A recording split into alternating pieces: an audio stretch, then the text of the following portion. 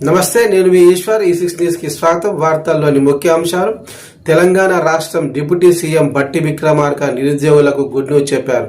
కాంగ్రెస్ అధికారంలోకి వచ్చాక ఇప్పటికే 56,000 ఉద్యోగాలు ఇచ్చామని, మరో 30,000 కొలువులు త్వరలో భర్తీ చేస్తామన్నారు. నిరుపేద విద్యార్థులకు ప్రపంచ స్థాయి విద్యను అందించేందుకు young India integrated residential schools కు ప్రారంభిస్తున్నామన్నారు. స్కిల్ యూనివర్సిటీ ప్రతి అసెంబ్లీ నియోజకవర్గంలో ఒకటి ఉండేలా చర్యలు తీసుకుంటామని తెలిపారు. సంక్షేమ కార్యక్రమాల కోసం 95,351 కోట్లు ఖర్చు చేస్తున్నామని తెలిపారు. గాంధీ భవన్లో ఆయన మీడియాతో మాట్లాడుతూ కాంగ్రెస్ ప్రభుత్వం ఇచ్చిన హామీలను అమలు చేస్తుంది. రైతు భరోసా కింద పెట్టుబడి సాయం 9 రోజుల్లో 9,000 కోట్లు రైతుల అకౌంట్లో జమ చేశామన్నారు. 260 కోట్లు పంట నష్ట పరిహారం కింద చెల్లించాము.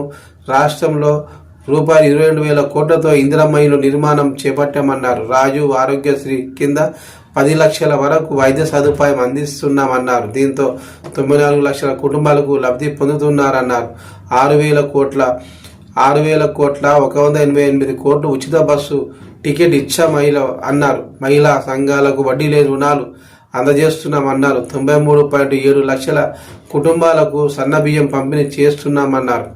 రాహుల్ సూచనతో కుల గణన చేపట్టి దేశానికే రోల్ మోడల్గా నిలిచామని, 1వ తేదీన జీతాలు చెల్లిస్తున్నామంటూ పార్టీ అటు అభివృద్ధి రెండింటినీ సమన్వయం చేస్తూ ముందుకు పోతున్నాం. 10 ఏళ్ల పాలన చేసిన బీఆర్ఎస్ ఇప్పుడు బీసీ బిల్లు గురించి మాట్లాడడం దయ్యాలు వేదాలు వలించడమే అని విమర్శించారు.